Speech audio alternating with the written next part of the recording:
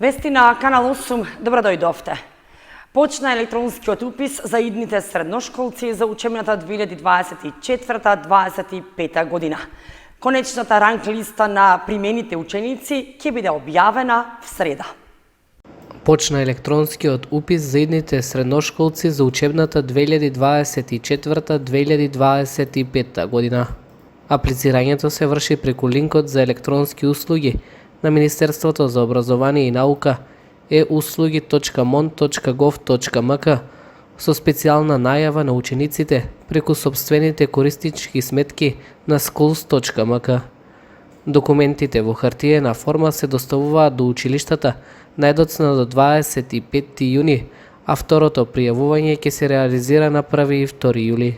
И официјално започна првиот уписен рок во средните училишта. Излезно пријавувањето на учениците, бројката е задоволителна. На сите документи, најголем дел од учениците ги доставуваат документите кај нас. Втор уписен рок имаме во 1 и 2 јули.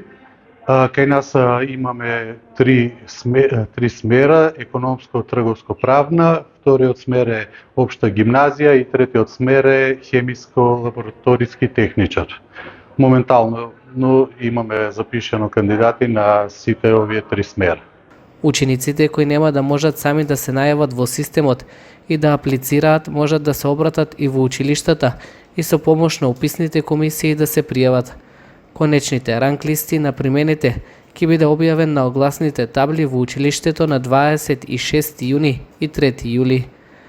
Во средните училишта во Кочани, учениците имаат можности за дуално образование, што предвидува комбиниран образовен процес, односно учење и практична настава кај работодавец со реално работно место и месечен надомест од 3500 денари за секој ученик за време од 9 месеци. Граѓаните од Кочани и околните населени места во средата попладне излегоа на протест и го искажаа револтот од чадењето на градската депонија. Најавија петиција за дислоцирање и порачаа нема откажување од битката за здрава животна средина.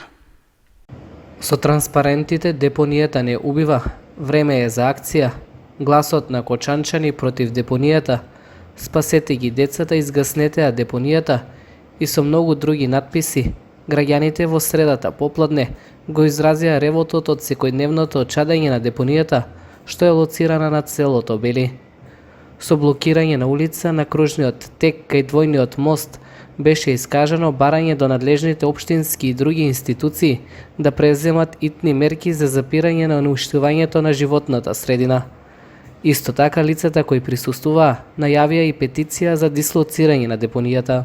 Жителите на село Бели бараат градската депонија, која денес игра улога на регионална депонија, да се затвори и конзервира, како што стои во програмата на актуелниот градоначалник на општина Кочани Љупчо Папазов, на неизвестно место да се изгради екопарк. Како граѓани бараме итна дислокација на градската депонија и за истата цел уште утре ќе отпочнеме со постапката за граѓанска иницијатива и собирање потписи за итна дислокација на депонијата. Бараме ромите кои живеат на депонијата да бидат отстранети оттаму, бидејќи прават штета и ја потпалуваат депонијата. Бараме КЈП Водовод да започне со третманот со алги со цел да се стави загадувањето под контрола, се до моментот на дислокација на депонијата. Сакам да порачам дека не се откажуваме и продолжуваме со битката за здрав живот и чиста и светла иднина за нашите деца.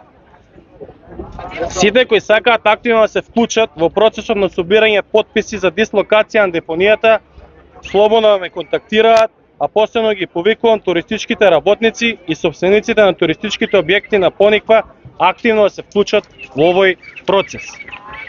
Здравието и чистата животна средина не разбираат политичка или етничка припадност. Затоа ве охрабрувам сите заедно и обединето да победиме во оваа борба за чист воздух, бидејќи за животот се работи. Имаме прашање зошто досега не ја третирале депонијата со алги како што било случајот во претходните години. И КЈП Водовод одлучиле да ја третираат депонијата со песок. Прашуваме врз основа на какви клучни научни докази тие одлучиле наместо со алги да ја третира депонијата со песок и зошто не обезбедиле навреме финансиски средства за третман со алги. На протестот беше кажано дека најзасегнати со проблемот се жителите на село Бели. Председателот на местната заедница, Димче Цебов, вели дека ова не е прв ваков масовен протест, тие имаат организирано и минатите години. Штом ќе зачади се затварат прозори, се затварат врати, ролетни се спуштат така што надвор нема стварно живот. И крајно време е да се реши проблем. Ние неколку пати више имаме излагано дека проблемот е катастрофален, треба да се најде начин, да се најде решение за депонијата. И сме согласни со тоа дека ако немат решение на депонијата, да се третира соодветно, дали со алги или со кој средство нека си барат од владата или дислокација на истата. Ја не би посакувал да се слушуваат, да речеме, протести, ја би посакувал само решение на депонијата. Мислам дека може да се реши и треба да се реши. Во најкраток рок треба да се реши. Има некои сега иницијативи за презимање мерки. Мислам и за тие мерки треба време, нели, и некои рокови, некој временски период.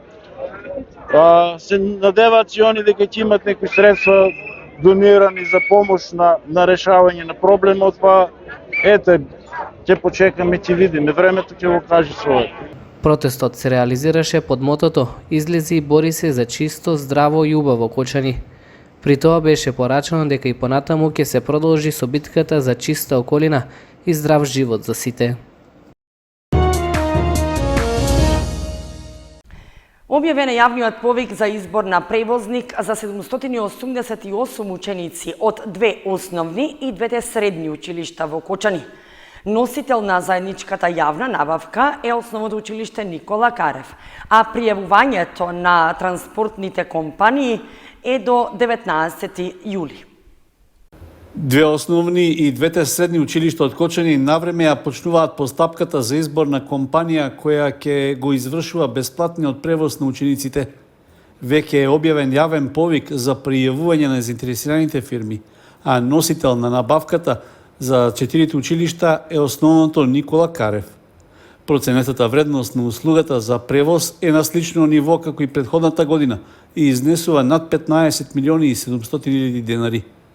Со јавниот тендер треба да се обезбеди бесплатен превоз до и од училиштата за вкупно 788 ученици, кои ќе се превезуваат на 15 релации. Близу половината од учениците, односно 347, ќе користат бесплатен градски превоз, затоа што од нивниот дом до училиштето оддалеченоста е поголема од 2 километри за основците, односно 2,5 километри за средношколците. Другите ученици се од околните селски населби, како и од Делчево, Македонска Каменица, Берово, Виница, Штип и другите помали општини во регионот. Според јавно достапните информации, со бесплатен превоз ќе бидат опфатени учениците од основните училишта Свети Кирил и Методи и Никола Карев, како и од двете средни училишта во Кочани. И покрај обемноста на постапката и бројот на учениците, објавена е заедничка, односно групна тендерска постапка во чија техничка спецификација е разграничено во кое училиште колкав број ученици и на кои релации ќе се превезуваат. На заинтересираните понудувачи им е оставен доволен рок за учество на тендерот, како и за евентуални жалби во врска со постапката. Крајниот рок за доставување на пријавите е до 19 јули, што значи дека ако нема забелешки или пак жалби за постапката, до почетокот на новата учебна година треба да биде познато кој ќе обезбеди услугата за бесплатен превоз на основците и средношколците во општина Кочани. Според податоците од Агенцијата за вработување во Виница, невработеноста е на минатогодишното ниво. Со тоа општината останува на врвот во регионот според малиот број невработени лица.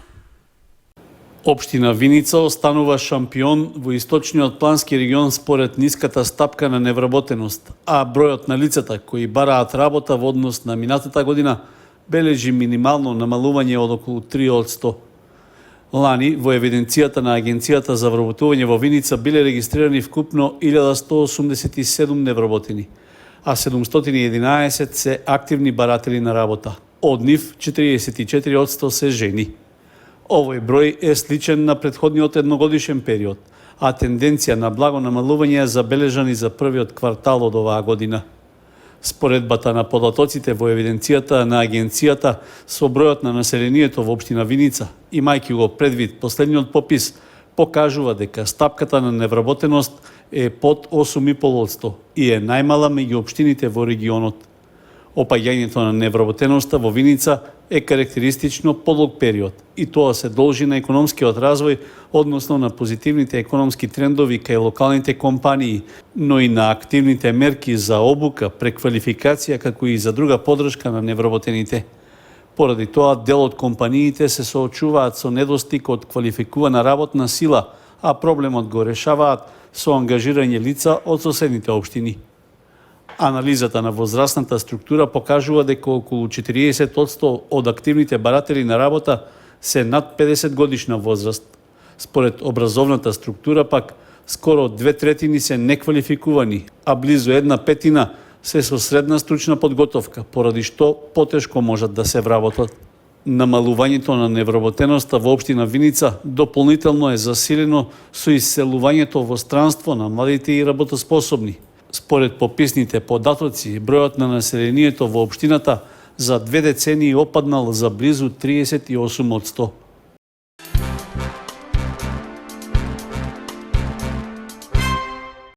Клубот за планинарски спортови Осоговски орел од Кочани в недела од 9 часот ќе организира првата планинска велосипедска трка Манданата 2024.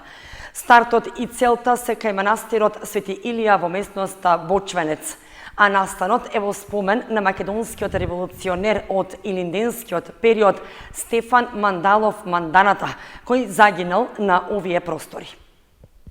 Клубот за планинарски спортови Осоговски орел од Кочани викендов ќе организира првата планинска велосипедска трка Манданата 2024. Со тоа ќе го најави и одбележувањето на празникот на градот Петровден. Подготовките за одржување на трката се веќе завршени.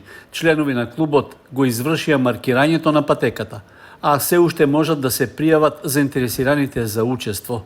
Настанот е закажан за внедела 23 јуни со почеток од 9 часот. Трката ќе се вози во 2 тури со должина од 26 и 36 километри. Стартот е од дворот на манастирот Свети Илија во местноста Бочвенец, во атарот на планинското село Речани. Од Клубот за планинарски спортови Осоговски орел на пресконференција ги повикаа граѓаните да се придружат на настанот и да поминат прекрасен ден во планинската природа. Да ве поканам и да го поддржиме овој прекрасен настан. Ќе има во прекрасни предели минување низ разни манастири, буки, сенки, реки, така што е идеално за овој дел од годината. Ветуваме одлична дружба, прекрасен настан, музика, храна, пијалоци секако, така што загарантирана е добра дружба, добар спортски дух и така натаму. Искористете оваа прилика и придружите ни се на 23 во недела во 9 часот во село Бочвенец, манастир Свети Илија. Да очекуваме да го реализираме овој прекрасен настан во падините на Согорските планини. Од стартот кај манастирот Свети Илија ќе се вози до местноста Крушка, потоа по сртот Длги дел, а патеката ќе се спушти во Бела река, па ќе се искачи кон планинското Мало Мишино. Таму е планирана пауза за да му се оддаде почест на револуционерот Стефан Мандалов Манданата, учесник во познатата афера Мис Стон од пределинденскиот период, кој загинал токму на овој простор. По паузата ќе следи спуштање со велосипедите кон Ново село и ќе се помине покрај манастирот Свети Димитрија со ново спуштање кон пункт за освежување кај манастирот Свети Симеон во селото Костиндол. По освежувањето учесниците повторно ќе минат Бела река и ќе се искачат на сртот, пошто ќе се вратат на стартната точка во местноста Бочвенец. За учесниците кои успешно ќе ја завршат трката, обезбедени се признанија, а ќе има и организиран ручек. Котизацијата за учество на двете тури е единствена и изнесува 500 денари.